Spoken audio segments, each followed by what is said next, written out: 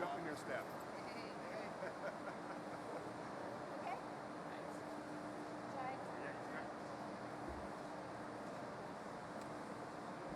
Okay. Good morning, everyone, and thank you for joining us. Let me start by thanking and acknowledging my fantastic caucus members who are here. Corinna Gould, John Oliver, Pam Damoff, Vince Badaway, Bob Bertina, Philomena Tassi. Note Philomena's hammer earrings, please, in honor of the hammer, and Terry Sheehan. And I really want to thank all the fantastic workers of Stelco who are here.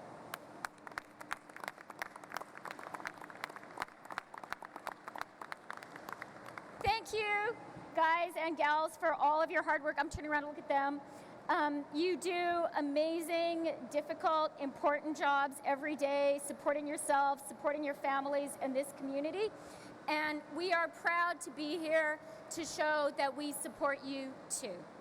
So I'd like to begin by acknowledging that the land on which we gather is the traditional territory of the Haudenosaunee and the Anishinaabe. We're here today to discuss the measures that we are taking to protect Canadian workers like these great workers of Stelco and industries like this great steel mill against the illegal and unjust tariffs imposed by the United States on Canadian steel and aluminum.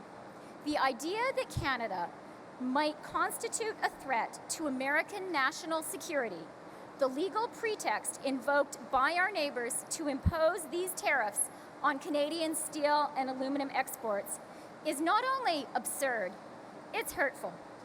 These Section 232 tariffs are illegal under WTO and NAFTA rules, and we have therefore initiated cases at the WTO and under Chapter 20 of NAFTA to challenge them. We've been joined by many countries around the world. As a strong supporter of the rules-based international order, it's important for Canada to be taking this legal action. Canada has no choice but to retaliate with a measured, perfectly reciprocal, dollar-for-dollar response. And that is what we are doing. On May 31st, the Prime Minister and I announced that Canada will impose tariffs on imports of steel and aluminum and other products from the United States, representing the total value of 2017 Canadian exports affected by the U.S. measures. This is $16.6 billion, Canada's strongest trade action since the Second World War. Following extensive consultations with Canadians, today we are publishing our two final tariff lists. One list that will be subject to a 25% tariff, and a second list that will be subject to a 10% tariff. These countermeasures will only apply to goods originating from the United States. They will take effect on July 1st and will remain in place until the United States eliminates its trade restrictive measures against Canada. Where possible, we have sought to put products on the list that can be easily sourced from either Canadian or non-US suppliers. I'd like to take this opportunity to thank all the Canadians who have been very actively engaged in the consultations on these lists. I'm extremely grateful for all of your input that has helped us to build the best possible retaliatory list. As we take these steps in response to the Section 232 tariffs, we are acting in very close collaboration with our like-minded partners in the European Union and in Mexico. I was, in fact, in Brussels on Tuesday, in part to discuss this issue, and I've been in touch with Mexican officials this week. It's important to point out that these countries are also subject to the Section 232 tariffs, which were imposed on June 1st, and they are also allies and neighbors of the United States. Canada's approach is and will be this: we will not escalate, and we will not back down. Judging by the feedback I have received in the past few weeks, countless Canadians of many diverse political points of view agree with this approach. I cannot emphasize enough the regret with which we take these countermeasures. We are acting very much in sorrow, not in anger. But the U.S. tariffs leave Canada no choice but to defend our industries, our workers, and our communities. And I can assure you that we will maintain the firm resolve to do so. The solution to this unprecedented dispute is for the United States to rescind its tariffs on Canadian steel and aluminum, which do not pose any kind of security threat to the United States. La politique du Canada est telle que nous ne provoquerons pas d'escalade et nous ne reculerons pas. But at the Le same time, Canada we will n'a not back down. d'autre choix que de Canada has riposter no choice par une réaction but mesurée, to respond in a measured parfaitement manner réciproque, dollar and pour in a dollar. reciprocal Et way, en jugé dollar par for les dollar. recommandations que j'ai reçues ces And, dernières semaines, based on the recommendations d'innombrables I received Canadiennes et in Canadiens recent weeks, de tous les horizons politiques Canadians of all partagent cet avis. political stripes Il est vraiment support that regrettable approach. que nous It is devions highly appliquer regrettable de telles that we mesures. have to bring Toutefois, in such les measures. tarifs douaniers However, imposés par les États-Unis US ne laissent tariffs aucun autre choix au leave us Canada no que choice celui in de Canada, défendre nos industries, but to défendre defend nos our communautés industries, et our défendre workers, nos and travailleurs. our communities. Et je peux vous assurer And I can que assure you nous sommes résolus that à we le are faire. resolved to do La so. solution à cette The dispute solution sans to précédent this est simple. C'est unprecedented que les dispute is États-Unis simple. annulent leurs It tarifs is sur for the l'acier et US to l'aluminium rescind canadiens these qui ne tariffs constituent against pas Canada, d'une menace à la which sécurité do not nationale constitute a américaine. threat to the US's Canada will national continue to security. work towards the full and permanent removal of these U.S. trade restrictive barriers. Our government remains in very frequent contact with the U.S. administration. In fact, I counted up this morning, and I've spoken to Ambassador Lighthizer already 6 times this week, and I have expressed our willingness to meet. And I have expressed our willingness to meet anytime, anywhere, in order to resolve this issue. I remain confident that in the end, common sense will prevail. My colleagues will now outline some of the measures our government is taking today to support Canadian workers. Now?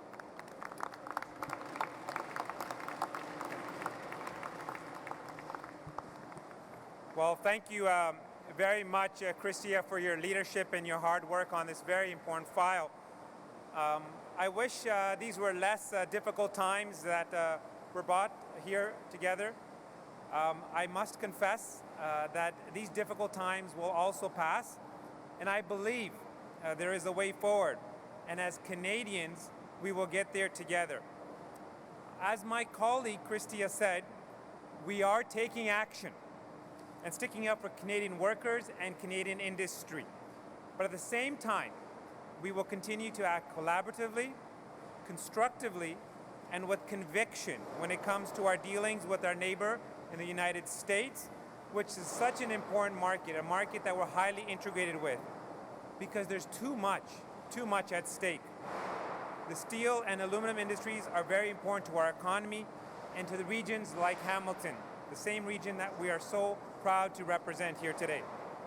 Les industries de l'acier et de l'aluminium The steel and garnissent aluminum une importance industries de premier plan pour are notre extremely économie important et pour to our des régions economy comme celle and de to Hamilton. regions such as Hamilton. In 2017, the Canadian aluminum industry employed more than 10,000 hardworking Canadians and contributed over $4 billion to our economy. And our steel industry is very important as well. It employs over 23,000 Canadians and generates over $4 billion for our national economy as well. And so, the challenge before us now, as we face these unjustified and counterproductive tariffs, is to make sure our steel and aluminum industries can continue to remain competitive, to innovate, and to create middle-class jobs for Canadians. And our government stands by you, stands with you, and with all Canadians to meet the challenge. That's why we're introducing safeguards, as well as creating dedicated funding of an additional $250 million for the Strategic Innovation Fund to support the steel and aluminum industries, and more importantly, our workers. This, combined with the $1.7 billion in financing through Business Development Bank of Canada and Export Development Canada, will ensure that Canada's steel and aluminum industries will not only adjust to their unfair and difficult economic conditions, but also continue to innovate and thrive under these new circumstances. We will also provide an additional $50 million to support efforts by Canadian businesses to take advantage of newly signed free trade agreements with Europe and Asia to diversify our economy and our market. And this total package is worth $2 billion, again, to support our industry and our workers. You can count on this government to continue to fight for you, to stand up for you, and particularly to stand up for our small businesses who are so critical to our economy. Our message is very clear. We have your back. Thank you very much.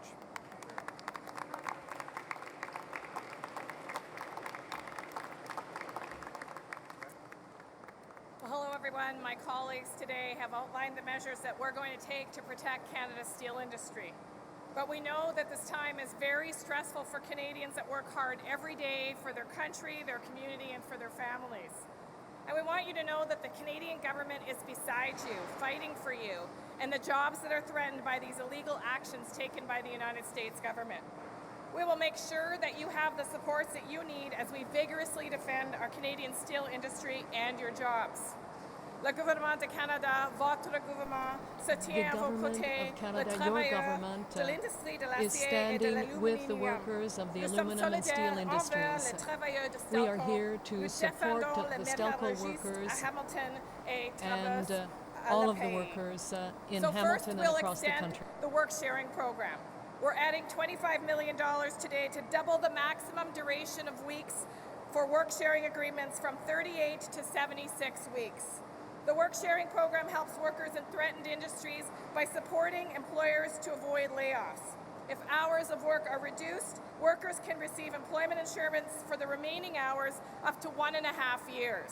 We've used this program before when other industries have faced challenges, and we'll use it again today while our government continues to fight for the full and permanent removal of these unjustified and illegal U.S. trade barriers. And today we'll also make an additional $50 million available to provinces and territories to provide job skills and training supports that will give workers new opportunities to upgrade skills and pursue other opportunities. Service Canada has also activated its rapid response plan, and it's working closely with people from the steel and aluminum industries along with related sectors so that workers and employers can get information, benefits, and supports they need quickly. These are measures that we're taking right now, and we're committed to seeing this through. If, as we go forward, more support is needed, we'll be there with you to support you, your families, and your communities. Ce sont là des mesures que nous prenons en ce moment.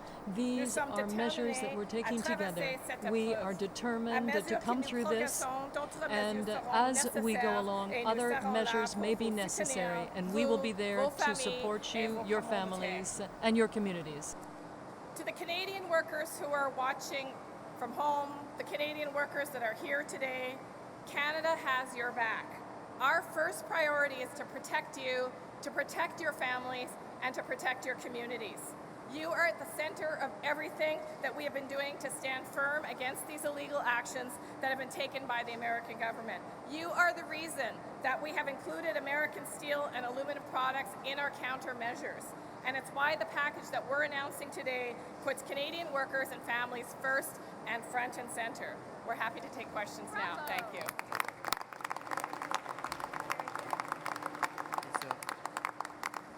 Thanks, everyone. Please identify yourself and your outlet, and we'll do one question, no follow-ups. If you'd like a second question, you can go to the back of the line. Thank you, Mark Cousin from CTV News. This question's for Minister Freeland. Can you hear me now? Is that a little bit better? Can you say again? Yeah. Mark Cousin from CTV News. This question's for Minister Freeland. Are you concerned at all that former Prime Minister Stephen Harper is visiting the White House and possibly meeting with Larry Kudlow? Does that undermine your negotiating position on NAFTA and tariffs? You know, one of the things which has been incredibly valuable for Canada throughout the NAFTA negotiations and more recently as the 232 measures have come into effect has been the incredibly united position that Canadians have demonstrated. And I think there has been unity of premiers with the federal government, of mayors. I spoke actually to the mayor of Hamilton this morning, and he asked me what he could do to help. He talked about all the U.S. mayors he's been in touch with. And, this has been not a partisan issue. We have had support across the political spectrum for the Canadian position, and that is really important because Canada has had these illegal measures imposed upon it, and these are measures affecting our great workers, and we need to stand together to support them. When it comes to Prime Minister Harper, he is a person we all need to respect as the former Prime Minister of Canada. The remarks he made on Fox News recently, I think, were helpful, and we wish him well in all of his endeavors.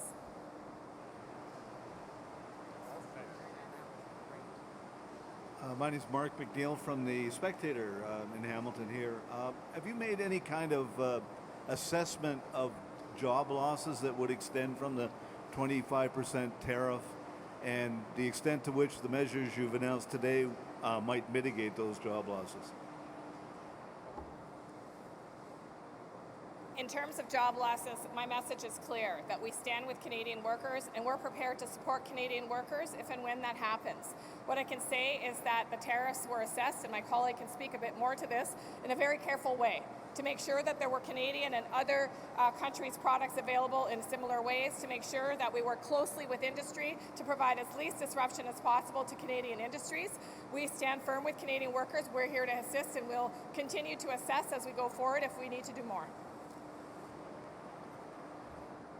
With respects to the measures that we put in place, the first thing that we examine is the impact on small and medium-sized businesses, and that's why we put measures forward to help with financing, to deal with cash flow, to deal with the challenges that particularly are imposed on small businesses, and that's why BDC, the Business Development Bank of Canada, will get up $800 million to help financing small businesses, as well as $900 million to Export Development Canada, to help a lot of these businesses export their products to other markets as well.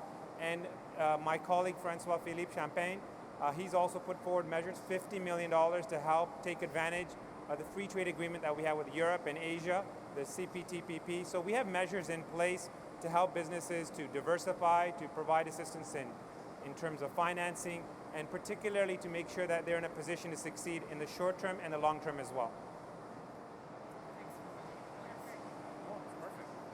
Hello, I'm Marie Morrissey, CBC. Minister Freeland, are you concerned that the measures you've announced this morning will lead to further retaliation measures by the United States? There is absolutely no grounds for such a response, and I want to be very clear that Canada's actions are permitted under NAFTA rules. This is a responsive action. It is a reciprocal action, perfectly reciprocal. We've taken very great care with that. It is a dollar-for-dollar response. The U.S. action, which initiated this, is an illegal action under both WTO and NAFTA, which is why we have taken cases there, and we are perfectly within our rights to respond. I'd also like to point out that Canada has quite intentionally been measured and restrained in its response. U.S. tariffs have been in place on Canadian goods since June 1st. Ours go into effect on July 1st. So in all ways, we have been very restrained. As I said, our approach is that we will not escalate, but equally, we will not back down. And having said that, as I said, right before, the day before our NAFTA negotiations began, I said to Canadians that we expected that there would be moments of drama in this process. And I think that prediction has been borne out. And I think all of us at this point fully anticipate there will be some moments of drama in the future. I also do want to say that we have very close and continuous contacts with our U.S. counterparts. As I mentioned, I've spoken to Ambassador Lighthizer 6 times already this week. The Mexican elections are on July 1st, on Sunday, and we very much anticipate the NAFTA negotiations will move into an intensive phase after there is that new government in place in Mexico. I spoke to a Mexican minister yesterday, and he shared that expectation that we would really be moving into high gear. So those talks continue, conversations very much continue. En français, Madame Freeland, vous évoquez vous-même que ce qui va régler le problème, c'est vraiment de terminer la négociation de l'ALENA. Le fait qu'on est ici, que vous annoncez des mesures pour les travailleurs, est-ce qu'on doit comprendre que les négociations de l'ALENA, ça va être encore long, là, que ce n'est pas réglé? Je ne suis pas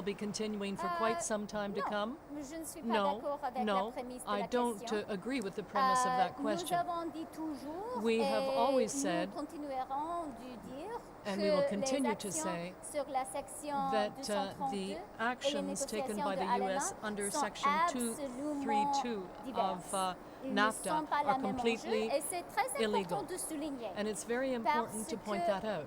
Les faits et la Because droit sont importants. facts La are justification important. légale dans les États-Unis pour l'utilisation de la justification section in the United 232 States n'est pas les négociations for du commerce the imposition international, n'est pas les of accords de commerce international. these tariffs under La Section seule 232 is justification not associated est une with menace pour trade. la sécurité It has to do nationale. with Et a c'est pour perceived cette threat to raison national que les security. actions sur And la it's section for that reason 232 sont that illégales. those Et actions c'est under pour cette Section raison 232 are illegal. qu'une réponse ferme Now, du côté our du Canada response est si is a important. firm En ce response, qui and that concerne is les important. négociations du ALENA, With je respect to dois NAFTA vous dire que les negotiations, I have to négociations say continuent. that the negotiations Bien are sûr, continuing. évidemment que les Of élections course, dans le Mexique the Mexican ont été elections un événement important, mais les have been an élections important seront event, dimanche. but Et they will après take les place on élections, Sunday, and je after suis those confiante elections, et j'ai I am quite l'intention, et je confident, sais que les and I États-Unis know et le Mexique, that tous les trois both pays ont the l'intention U.S. and Mexico, all three après les countries, élections, le jour après les élections, nous intend the day allons after those elections continuer les négociations to dans une continue manière our intensive. Je pense que negotiations l'été sera une in période pour an négociations intensive intensives. way. Merci. Thank you. Hi, Naomi Powell from the Financial Post. I'd like to ask about the safeguards. When are they slated to take effect? What products are involved? And are they going to be taken under the critical circumstances provision of the WTO? With respects to the safeguards, we've been very clear that any position we take will be consistent with our international trading obligations. With regards to the specific measures coming into place, we'll be consulting with industry. This was their number one ask. We've been very clear that we're going to work with them to determine the specific products that we're going to examine and put safeguards around. We've already introduced 72 trade remedies in the past around steel and aluminum with 23 different countries, and we've seen the positive impact that's had. Clearly, our concern is around diversion. And that's why, aside from the $2 billion support package that we've highlighted today, we're really concerned about dumping, we're concerned about diversion, and we're going to work very closely with the sectors, both aluminum and steel, to look at the specific products that we need to put safeguards around. This is a commitment that we have made, and we'll continue to work with them to implement it in a timely manner. Will you be referring a case to the CITT, or will you be taking action ahead of that? Well, right now at this time, our objective is to take action sooner rather than later, and to work very closely with industry to determine the specific products and to make sure that we deal with the surge that we're starting to see a bit, and also the potential surge that we anticipate. These will be immediate provisional measures.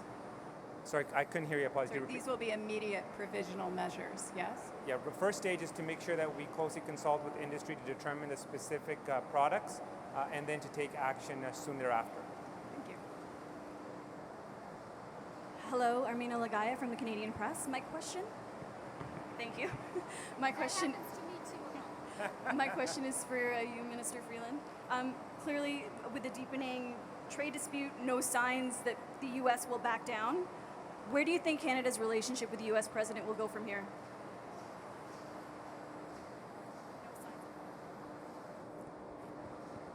You know, I think we've been very clear on why the application of tariffs under Section 232 is a very particular case and an exceptional one. There is really no historical precedent for the use of Section 232 against Canada in this manner.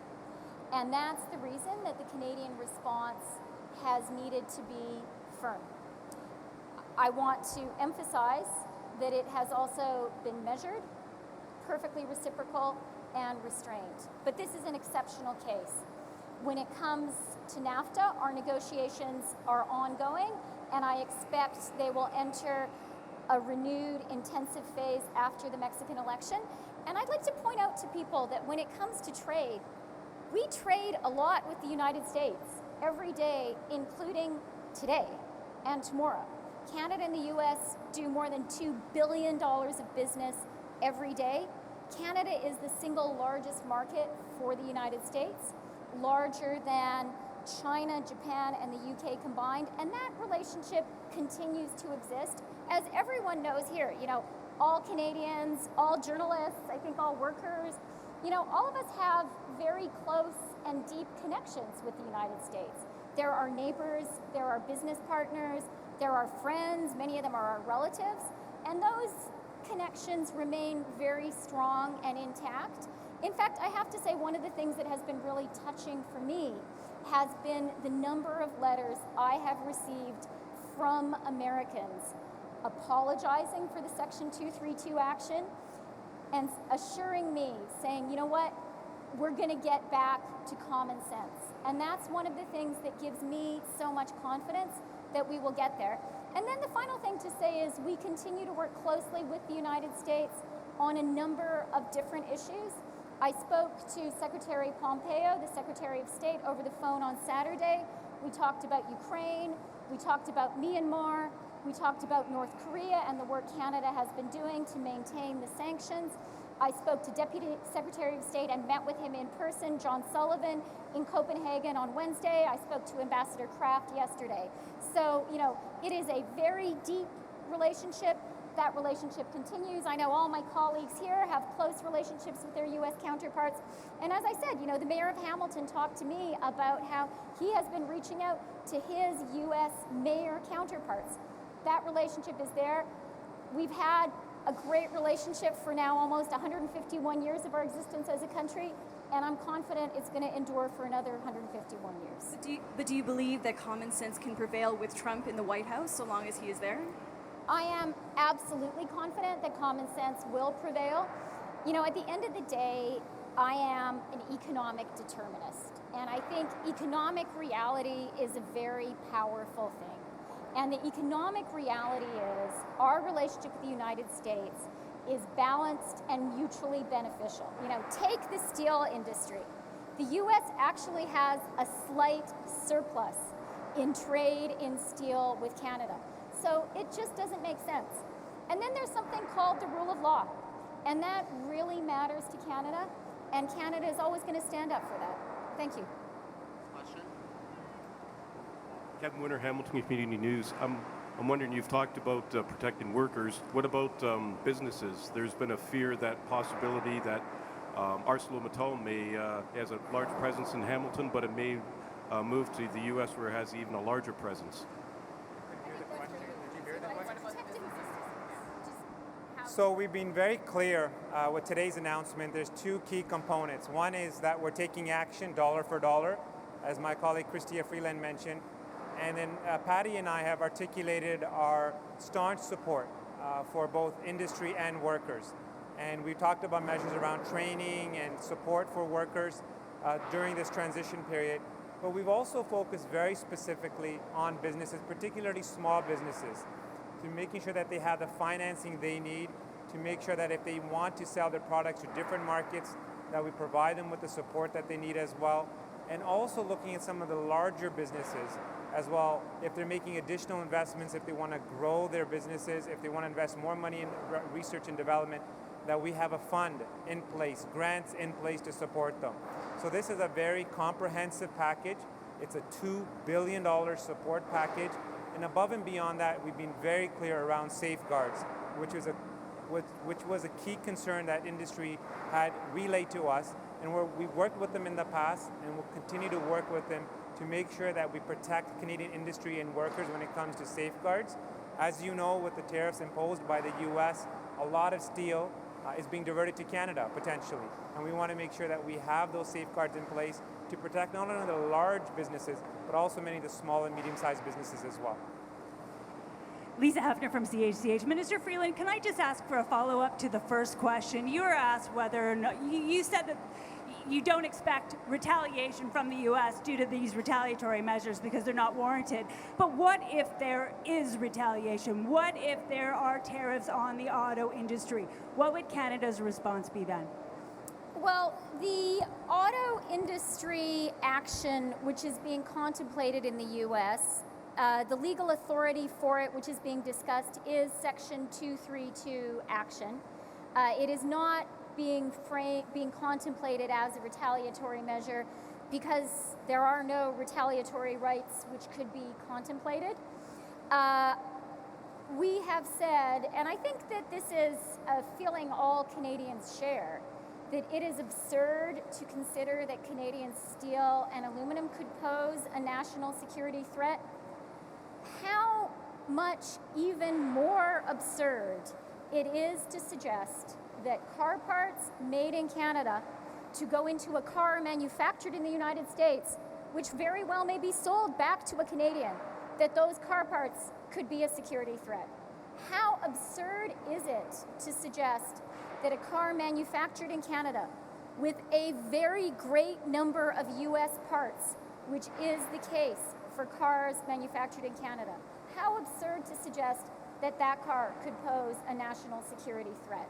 So the Section 232 action on cars, which is now under investigation by the Commerce Department, is absolutely absurd.